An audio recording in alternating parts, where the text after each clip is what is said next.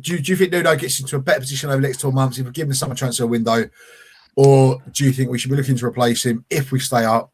In which case, who's your number one? Provided he's given finances, I think yes, because he's more suited to the Premier League than a lower division. So I think he'd be good. But if it isn't him, I'd be trying. We ain't gonna get him, but I'd be going out for Areola. See if you can. I don't think it happens in a month of Sundays, but you can ask the question. Do you know what I mean? We got Pellegrini not long after Man City, a couple of years after Man City. So can we go and get someone like that? Because I think he will work well. But no, West Ham, will we go and get Sean Dyche for something like that? Sean Dyche is a very Sullivan pick. I wouldn't take Areola. I think Areola would be a disaster for us. Go on, Marshy. Say with you then. If we stay up, miracle happens. Do we keep Nuno? Or should we keep Nuno? Should we change? Should we give him summer transfer window?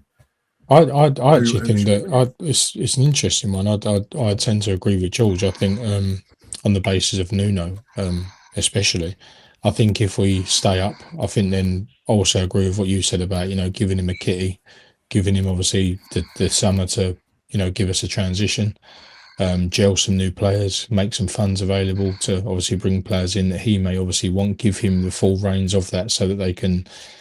Everything falls down onto him. I don't think it would be right, obviously, if we stayed up for him to leave club-wise.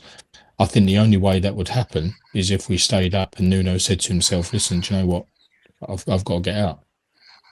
So whether that's a situation in the line that he would go down, I'm obviously not so sure. But in answer to your question, I think he has to stay. I think it'd be rude not to if, give him that summer, give him that rebuild, give him that system where, funds are made available and say, listen, you're going to be looked at, you're going to be frowned upon.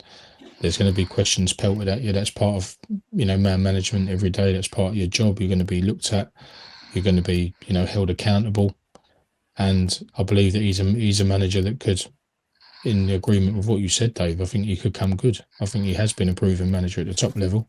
I think he is a top level manager. He's shown that with Wolves when they walked the league, when he obviously brought them back up 99 odd points and God knows how many goals. I know they had a good side relatively then and players that could obviously play at the top level. But yeah, no, I generally believe that he'll be our manager next year if we do stay up. And I think it would actually be quite interesting to see, giving him full reins and who he could attract.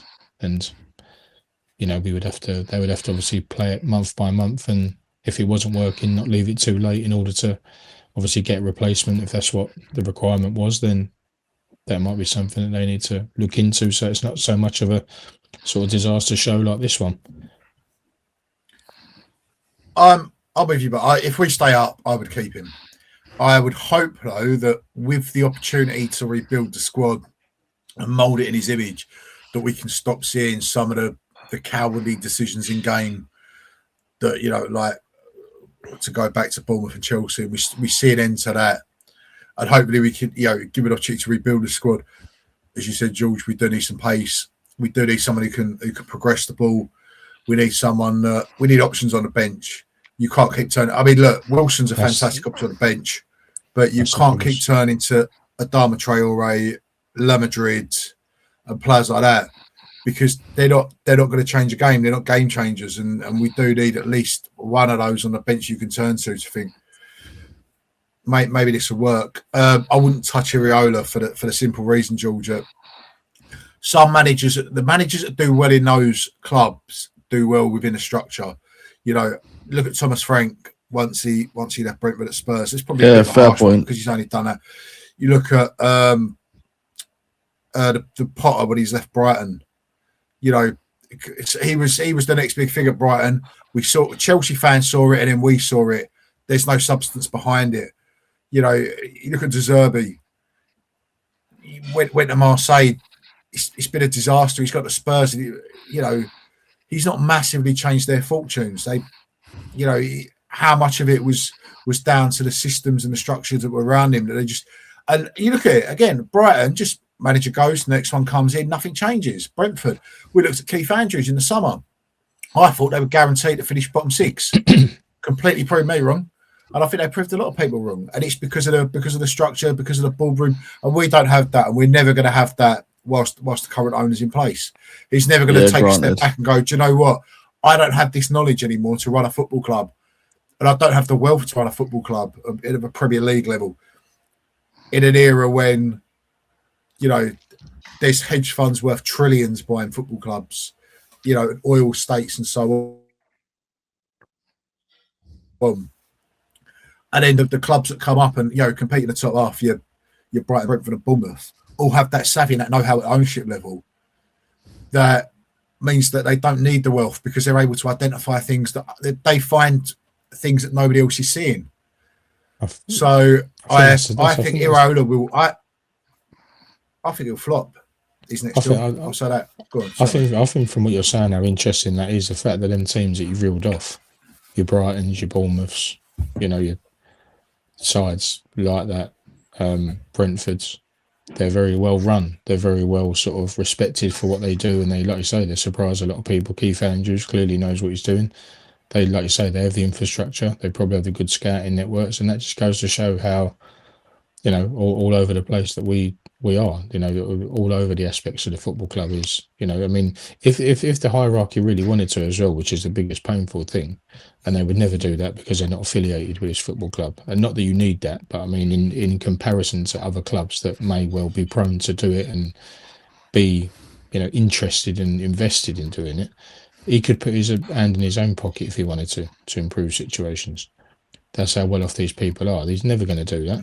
So now we have to deal with and delve with what we're served up, and it's such a, you know, we're not a club that would generally be in this position. We should be with the likes of those previously stated, your Bournemouth, your Brighton, you know, your Evertons that are pushing, you know, your maybe not so much Aston Villas, but they've maybe overachieved, if you like, in the Champions League and, you know, qualifications. I know they're in the final. Is it tonight, tomorrow, whatever it is?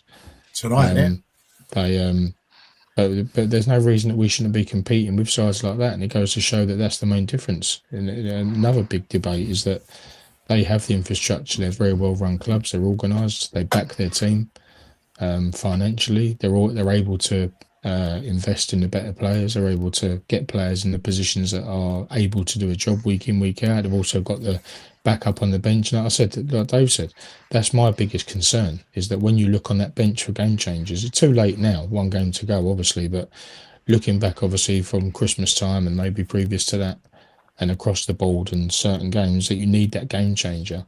Why are we looking at our bench with La Madrid, Kante, Scalzi, players, you know, without a Wilson and a Dharma, you're looking at nobody that can change a game, if them two could. So why have we not got that depth? I mean, there was a point where we're fighting competition for places. Now, what's happened to that? We're just not, we've got no battle there. We've got no secondary idea.